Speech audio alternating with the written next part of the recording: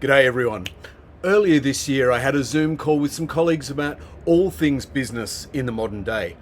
The chat flowed nicely, we went down some rabbit holes and we decided to produce some concise edits on some specific themes.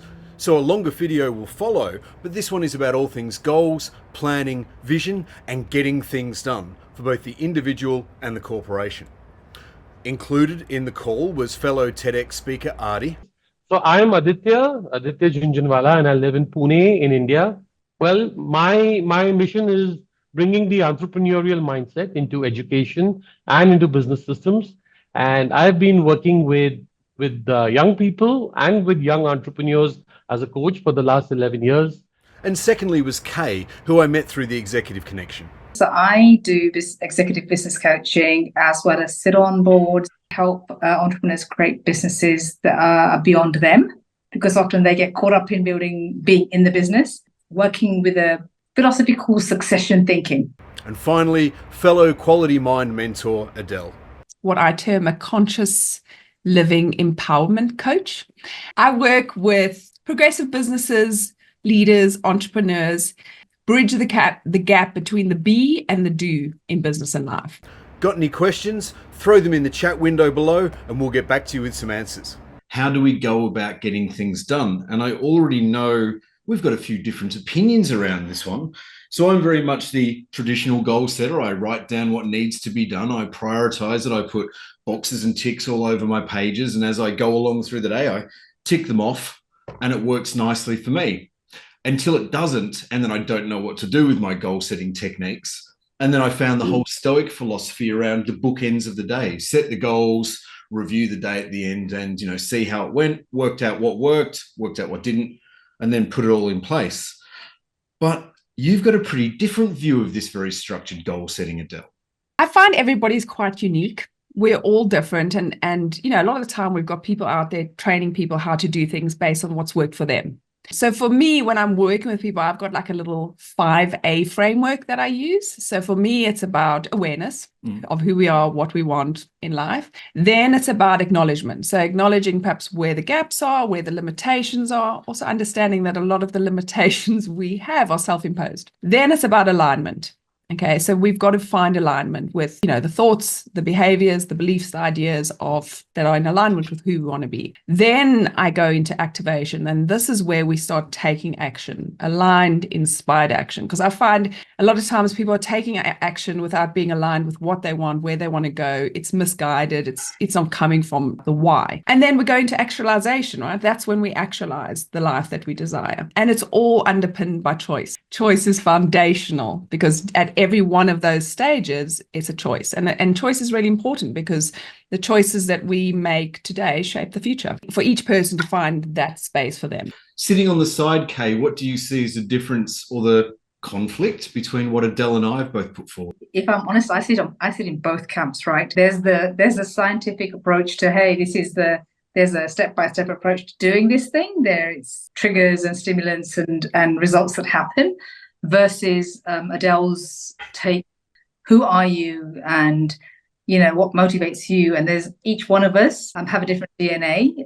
Goals and the way you go about achieving those goals are going to be based on your the dynamics of you, right? Versus the scientific framework of everybody follows the same thing and let's go do this and we'll all achieve the same. Like a bit of a continuum, right? There's a sliding scale. Which side of the scale do you need some days and which side of the scale do you need on other days? But I think you need a combination of both. And that's how I work with my clients when I talk about goal setting. Adi, you've got magic. But I think what Adele and Kay have spoken about in terms of goals and these two different ways of thinking, I look at it as there's directions and there's goals. Goals are more specific and, smart and all that. But I've seen many times in my life, it's difficult to set goals. I feel you can set goals when you're already moving in a direction. So I know I'm moving in a coaching direction or I'm building an education business, then it becomes easy to set goals. But sometimes we don't know the direction. So I feel what Adele spoke about in terms of finding out who I am and where am I going and which direction am I moving in. I think sometimes that's more important than goal setting because once the direction becomes clear, what kind of impact do I want to create? How much money do I want to make? What kind of life I want? So I feel that once the direction starts becoming clear, it becomes easy to set goals. Okay to not have those specific goals from day one. I'm hearing a bit of similarity between you talking about the direction we go in before we set the goals, which, Adele, is that similar to what you were touching on there? I mean, I personally don't always love the word goal. And I think for some people it's quite difficult because a goal is something you have to achieve. Like if you think about football, like you've got to hit the goal, otherwise it's a no. And for some people that's quite distracting. So for me, it's often about like the intention, like what is it that you want? And like you say, it's like the intention can shift. For some people, it works really well. Like for you, Mark, and I know I've got a lot of clients who need to know, okay, right, this is what I'm going to do. These are the steps 1, 2, 3. But I do find a lot more people, there needs to be a little bit more fluidity there. And, you know, it is also important to remember that words itself have an impact. Goals for some people, you know, become quite terrifying because it means I've got to hit it, because if I don't hit it, I've missed. Whereas if there's an intention or a kind of flow, you can shift with it. So, and I would happily admit that I would aim for perfection every day, but really comfortable knowing I would never hit it. Because I always felt that if I aimed for excellent, I might in fact be very good.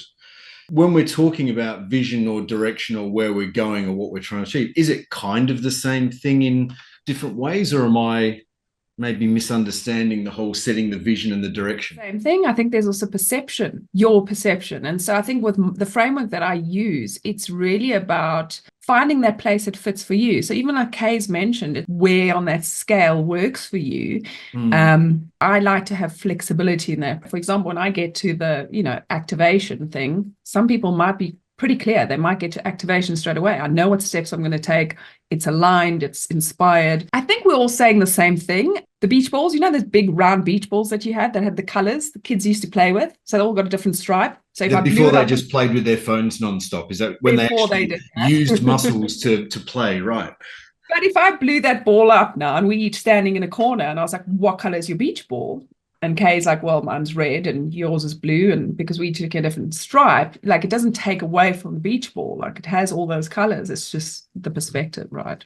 Kay, if you were coaching business or entrepreneurs on goal setting and structuring and strategic plans and so on, what sort of model do you give them to look at? Oh my God, I go way back to the why.